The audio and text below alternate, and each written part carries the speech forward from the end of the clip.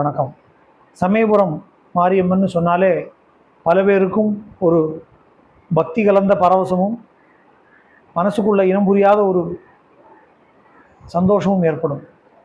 பல மாரியம்மன் திருத்தலங்கள் பல கிராமங்களில் நம்முடைய தேசத்தில் இருந்தாலும் அதற்கெல்லாம் கிட்டத்தட்ட ஒரு தலைமை கேந்திரமாக விளங்குகிறது சமயபுரம்னே சொல்லலாம். நம்ம திருச்சி பகுதியில் கிட்டத்தட்ட மையப்பகுதியிலிருந்து 15 கிலோமீட்டர் தொலைவில் அமைந்திருக்கக்கூடிய இந்த ஊருக்கு பழைய காலத்தில் கண்ணனூர், கண்ணபுரம் அப்படின்னு பேர்.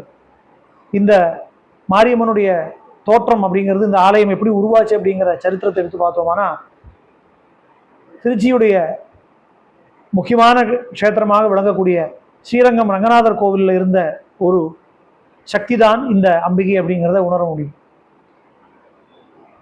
கோப்திரி கோவிந்த ரூபிணி அப்படின்னு லலிதா சஹஸ்ரநாமம் சொல்றது. மகாவிஷ்ணுடைய தங்கையாக அம்பிகையை சொல்லுவது வழக்கம். பத்மநாப சகோதரி அப்படின்னு சொல்லுவோமே. அதன் தன்மை என்னன்னு யோசிச்சு பார்த்தோம்னா, பல அவதாரங்களில் மகாவிஷ்ணுடைய இளைய சகோதரியாக அம்பாளுடைய சக்தி கூடவே துணை வந்திருக்கிறத நம்ம பார்க்க முடியும். அபிராமி பட்டரும் கரைகண்டனுக்கு மூத்தவளே என்றும் மூவா முகுந்தனுக்கு இளையவளே அப்படிங்கிறார். கிருஷ்ண பரமாத்மாவாக பகவான் அவதாரம் பண்ணின போது அம்பிகை யோகமாயியாக அவதாரம் பண்ணி அந்த கம்சன் அவளை கொல்வதற்காக வரான். ஏன்னா குழந்தை, இங்க இருக்கக்கூடிய குழந்தை தேவகியுடைய குழந்தையாக பிறந்த கிருஷ்ணன் நந்தகோபனுடைய கிரகத்திலும், நந்தகோபனுடைய கிரகத்தில் பிறந்த அம்பிகையை இங்கே மறுபடியும் சிறைச்சாலைக்கு வந்து மாறிடுறான். அவளை கொல்வதற்காக கம்சன் முயற்சி பண்ணும்போது கூட அந்த அம்பிகை அவனுக்கு சொல்றாளாம், உன்னை கொல்ல வேண்டிய 8வது குழந்தை வேற இடத்துல இருக்கு, அதனால இனியாவது திருந்தி வாழக்கூடிய வழியை பாருன்னு சொல்லி அந்த அம்பிகை அவனுக்கு கொல்ல வந்தவனுக்கு கூட பகைவனுக்கு அருள்வாயின்னு சொல்லுவாள். அது போல அனுகிரகம் பண்ணினான்னு சொல்லி சொல்றோம். அப்படி அம்பிகையை மகாவிஷ்ணுடைய சகோதரியாக பல இடங்களில் சொல்லக்கூடிய ஒரு மரபு இருக்கு. அதன்படி ஸ்ரீரங்கம் ஆலயத்தில் பெரிய பெருமாள்னு சொல்லக்கூடிய அந்த நாராயணனுடைய தங்கையாக வைஷ்ணவி சக்தியாக அம்பாள் குடிகொண்டிருக்கக்கூடிய ஒரு தன்மை ஆதி காலத்தில் இருந்தது அப்படின்னும், அந்த அம்பாளுடைய உக்ர கலைகள் அதிகமான காரணத்தினால தொடர்ந்து அங்கு ஆராதிக்க முடியாத ஒரு சூழ்நிலை ஏற்பட்டு பக்தர்கள் எல்லாம் என்ன பண்றதுன்னு தெரியாமல் அங்கே இருக்கக்கூடிய ஜீயர் சுவாமியின் இடத்துல கேட்க, அவர் இந்த அம்பாளுடைய பிரேரணை என்னவோ அதன்படி நம்ம தீர்மானம் பண்ணுவோம்னு சொல்லி அந்த விக்கிரகத்தை எடுத்துக்கொண்டு திருச்சியிலிருந்து ஊரை விட்டு வெளியில் நம்ம போவோம். அம்பாள் எப்படி உத்தரவு கொடுக்குறாளோ அந்த பகுதியில் அவளை ஸ்தாபிதம் பண்ணுவோம்னு தீர்மானம் பண்ணி ஒரு ஒளி வழிகாட்ட அதன்படி இவர்கள் இங்கிருந்து கிளம்பி போகிறார்கள். அப்படி போகக்கூடிய இடத்துல அந்த காலத்தில் முன்காலத்தில் சோழர் காலத்தில் ஒரு அரண்மனை இருந்து அந்த அரண்மனை பின்னர் படையெடுப்பின் காரணமாக பாழடைஞ்சிருக்கக்கூடிய ஒரு நிலைமை ஏற்பட்டது. நாள் பூரா பிரயாணப்பட்டு வந்திருக்கக்கூடிய பக்தர்கள் சற்று இளைப்பாறுவதற்காக அந்த அரண்மனை மேடுன்னு தெரியாமல் அந்த இடத்துல அந்த விக்கிரகத்தை வைத்து இளைப்பாறு விட்டு மறுபடியும் கிளம்பலான்னு நினைக்கும் போது அந்த விக்கிரகம் அங்கிருந்து கிளம்பல. அங்கேயே நிலை பெற்று இவர்களால் தூக்க முடியாத சூழ்நிலை ஏற்பட்டு மறுபடியும் இவர்கள் ஜீயர் சுவாமியின் இடத்துல கேட்டபோது அம்பிகையின் உத்தரவு அதுதான். அவள் கண்ணபுரம்னு சொல்லக்கூடிய இந்த கண்ணனூரில் வசிப்பதற்காக தீர்மானித்திருக்கா, அதனால இங்கேயே அவளுடைய ஆலயம் அமையட்டும் அப்படின்னு சொல்லி அம்பாளுடைய உத்தரவை புரிந்து கொண்டு அந்த ஆலயத்தை உருவாக்கினார்னு இன்னைக்கு சுமார் ஒரு 400-500 வருடத்துக்கு முன்னாடி ஏற்பட்ட சரித்திரம் இது. அப்படி எளிமையாக துவங்கி அந்த ஆலயம் இன்று பிரம்மாண்டமான ஒரு பேராலயமாக உருவெடுத்து நிற்கிறது. திருச்சி பகுதி மட்டும் இல்லாமல் தமிழ்நாடு பூராவுமே மாரியம்மன் சொன்னாலே முதல்ல நம்ம கண்முன்னாடி வரக்கூடியது சமயபுரம் மாரியம்மன் தான். நாகம் குடைபிடிக்க அந்த 8 கைகளிலும் 8 விதமான திவ்ய ஆயுதங்களை தரித்து அம்பிகை அசுரனுடைய சிரசின் மேல தன்னுடைய காலை வைத்து அடக்கி இருக்கக்கூடிய அந்த அற்புதமான கோலத்தில் அம்பாளை தரிசனம் பண்றோம். பல நேரங்களில் அம்பிகையை சீதலா மகாமாரியம்மன் சொல்றதும் வழக்கம். சீதலேத்தும் ஜெகன் மாதா, சீதலேத்தும் ஜெகத் பிதா, சீதலேத்தும் ஜெகத்தாத்ரி, சீதலாய நமோ சுதேன்னு சொல்லுவாங்க.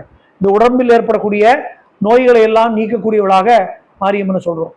ஏற்கனவே மாரியம்மனோட சரித்திரம் பார்த்தோம். அதில் மாராசுரன்னு சொல்லக்கூடிய அரக்கன் மூலமாக இந்த உலகத்தில் ஏற்பட்டிருக்கக்கூடிய ஜனங்களுக்கெல்லாம் நோய் ஏற்பட்ட போது அந்த நோயை தீர்த்து நோயை தீர்க்கக்கூடிய அந்த அதிகாரத்தை பெற்றவளாக, உடல் நலத்தை மேம்படுத்தக்கூடியவளாக, தன்மை கொண்டவளாக மாரியம்மனுக்கு அந்த சக்தி, விசேஷ சக்தி ஏற்பட்டதுங்கிற சரித்திரத்தை பார்த்தோம்.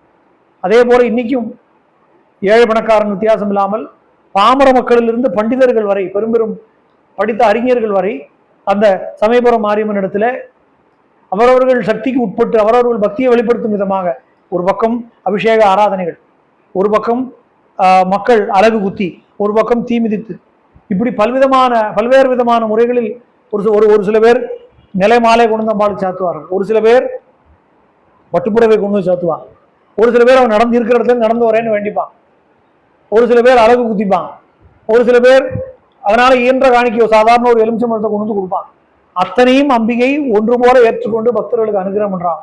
சமயபுரம் மாரியம்மன் அதனால்தான் தன்னை நாடி வரக்கூடிய அத்தனை பேருக்கும் ஒரு தாய் போல இருந்து அனுகிரகம் பண்ணக்கூடிய தன்மையோட பார்க்குறோம். அந்த கோவிலுக்குள்ள போனோம் அப்படின்னாலே அந்த அம்பிகையுடைய சக்தி தத்துவம் அப்படிங்கிறது எல்லா இடத்துலையும் வியாபிச்சிருக்கிறத நம்ம பார்க்க முடியும். ஒரு பக்கம் மாவிளக்கு போட்டு ஜனங்கள் இருப்பாங்க, ஒரு பக்கம் அங்க பிரதட்சணம் நடக்கும், ஒரு பக்கம் அர்ச்சனைகள் விசேஷமா நடந்துட்டு இருக்கும், ஒரு பக்கம் பூ மாலைகளாக அம்பாள் மேல சொரிஞ்சிருப்பான். அந்த மூல விக்கிரகம் அப்படிங்கிறது சுதையாலான விக்கிரகம். அம்பாளுடைய அந்த 8 கைகளோடு பிரம்மாண்டமாக இருக்கக்கூடிய அந்த விக்கிரகத்தை பார்க்கும்போது அம்பாள் அப்படியே விஸ்வரூபம் எடுத்து நேரில் உட்கார்ந்துருப்பது போல ஒரு தோற்றம் ஏற்படும். சுதை விக்கிரகங்கிற காரணத்தினால அந்த மூலமூர்த்திக்கு அபிஷேகம் பண்ண முடியாதுன்னு சொல்லி உற்சவமூர்த்தியை வச்சு அபிஷேகம் பண்ணக்கூடிய ஒரு தன்மையை நம்ம பார்க்குறோம். இன்னைக்கு நம்ம பார்த்தோம்னா அம்பிகையுடைய திருவடியின் அந்த விக்கிரகத்தின் கீழே இருக்கக்கூடிய உற்சவமூர்த்தியின் தரிசனம் பண்ணலாம். அம்பாளுக்கு நேர ஆதி காலத்துல முதல்ல இருந்த ஆதி மூலச விக்கிரகத்தையும் கோவில தரிசனம் பண்ண முடியும். அந்த ஆதிசக்தியுடைய அம்சமாக சீதலா மகாமாரியம்மன்கிற பேர்ல கூப்பிட்ட குரலுக்கு ஓடி வரக்கூடிய, ஏதோ தெய்வமாக எங்கேயோ தனியா உட்கார்ந்துருக்கான்னு இல்லாமல் தன்னை நாடி ஒரு குரல் அம்மான்னு கொடுத்துட்டா அடுத்த நிமிஷம் ஓடி வந்து அனுகிரகம் பண்ணக்கூடிய ஒரு வீட்டில் இருக்கக்கூடிய ஒரு தாய் எப்படி பதில் சொல்லுவளோ அது போல தன்னை நாடி வரக்கூடிய பக்தர்களுக்கு ஓடி வரக்கூடிய தெய்வமாக, கண்கண்ட தெய்வமாக விளங்கக்கூடியவள் சமயபுரம் மகாமாரியம்மன். மகாமாயா ஞானி நாமபி சேதாம்சி தேவி பகவதி ஹிசா கலாதாகிருஷ்ய மோகாய மகாமாயா பிரயச்சதின்னு தேவி மகாத்மியம் சொல்றது.